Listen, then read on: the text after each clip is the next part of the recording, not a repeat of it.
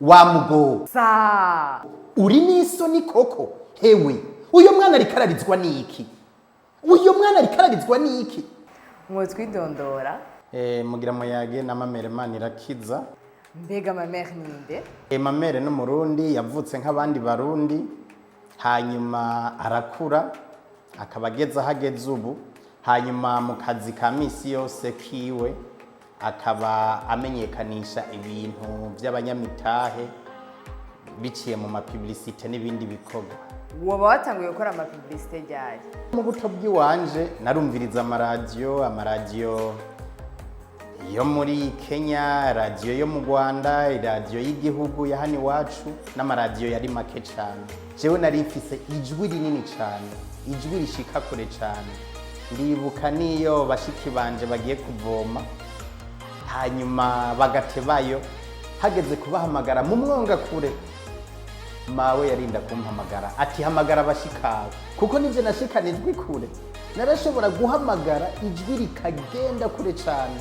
Haje urakora publicité ukoresha ubuhinga nkoresha kugira publicité zanje zikundwe, zishike kure, zishike no ku ntumbero umuntu abashaka ntimwibaze n'ubundi. Ikintu ca mbere utegerezwa kumenya ivyo ugiye kumenyekanisha. Mbega ibi bintu menyekanisha nibiki? Mbega iki nico gihe cyo kubimenyekanisha? Mbega abantu bakeneye ibi bintu ni bande? Nukuvuga umaze kumenya ivyo umenyekanisha, ukamenya ababikeneye, ukamenya n'igihe nyaco, haba hasigaye ubuhinga bwo kubibumvisha. Nukuvuga mu gukora publicité utegerezwa kugira gute? Utegerezwa kumenya beneyo, ukamenya kumbura ingene biyumvira, ukamenya ikintu kiza kubashitura kandi kikabashitura utababeshi. Ibibazo uhura navyo mu kazi vyo bari ibiye. Nk'ikibazo ca mbere duhura ni ikibazo kijanye nabo tuba dukorana muri ako kazi. Haraba ibintu vyo kugira gute? Haraba ibintu vya piratage. Ugasanga bariko barakuzunguruka, ugasanga hariho abantu atavyo baba bazi, ugasanga rero bariko baragira gute? Ni bimwe bita gutoba ivomo. Twama tukumva mu maradiyo ariko nta namwe tukubona kumbonesha kure. Vyoba biva kuki? Abantu benshi baranyumva mugabo kumbure disque dure ntayo babona.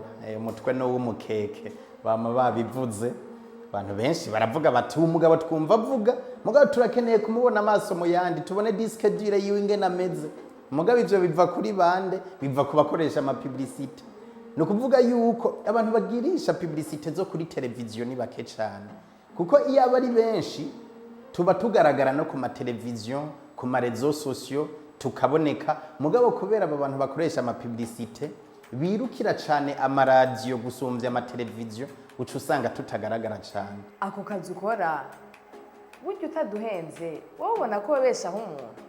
Aka kazi kobeshaho umuntu kuko na jewe ndabayeho, nta kindi gikorwa nkora mu buzima.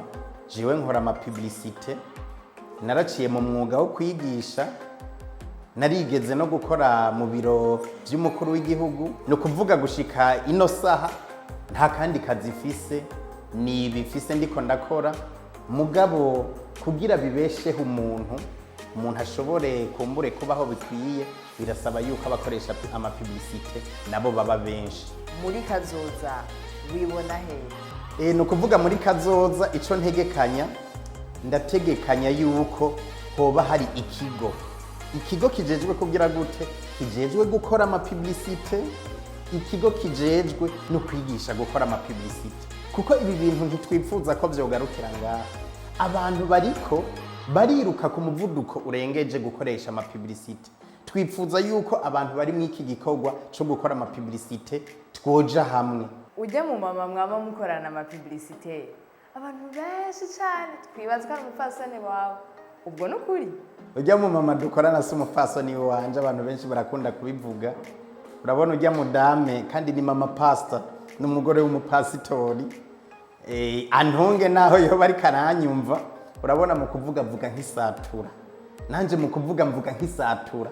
None nk'urugo rwo barurimwo bajya abantu babire mubona rwo bari urugo rumeze gute? N'amabati twoyasambura.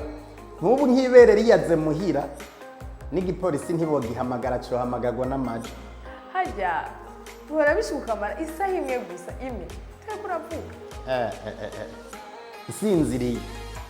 sinziriye ndashobora kumara isaha ntariko ndavuga, ndashobora kumara umwanya muremure ntekereje, ni nk'uko nshobora kumara umwanya muremure ndiko ndavuga. Hanyuma ikindi naco mwibagire yuko ndiko ndandika ry'amapublicité kenshi ndayandika niyugaranye kandi ndayakora ndiko ndavuga. Nico gituma rero ntashaka umuntu anyicara impande ndiko ndakora amapublicité kuko ucumenga ndi umusazi. Urabona nkajya mvuga ngo mada hajya mba ndi jenyene mu cumba canke mu biro nkivuga na jenyene, no kuvuga publicité ndayisohora narahejeje kuyikina. Nico gituma iyo hageze ko nandika amapublicité bitangora cyane. Iyo uri kurakora birakorera gukoresha ururimi rw'igifaransa? Mu bisanzwe ibintu bijanye na publicité umwe wese akora aho yumva yisanta à l'aise.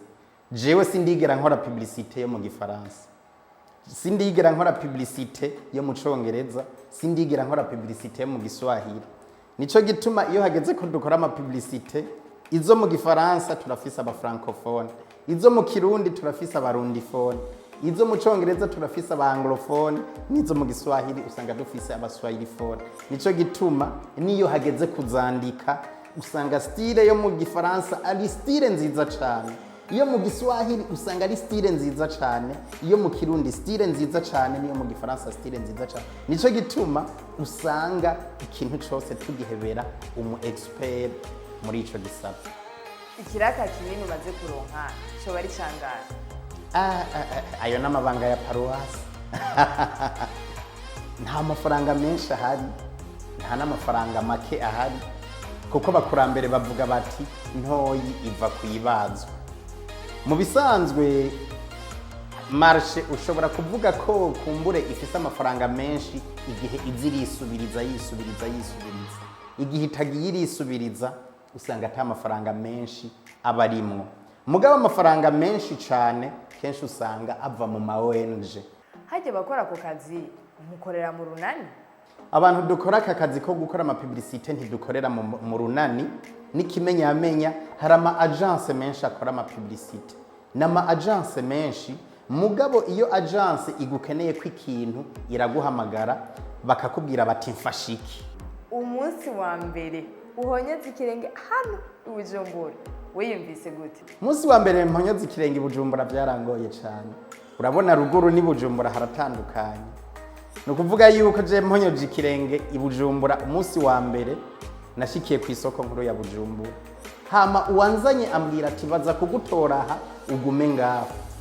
Nukuvuga ntivyari byoroshe. Imiduga yaranyuragiranwa, umuduga ndawukurikiza amaso, urabona bimwe bita mu gifaransa ngo umupeiza. Usanga uri umupeiza mu maso, ugasanga warushe mu maso, uraba ibintu byinshi.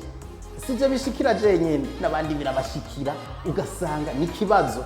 Akajambo ku bakunzi ba Mamert. Akajambo ku bakunzi biwanje nagomba ndabashimire hanyuma ndabahamagarire gukunda ibikorwa nsanzwe nkora, ndabahamagarire gukunda ama publicité yiwanje, kuko ikintu kimwe hariho abantu bakora ibintu bagaca bavyubika ku mubehe.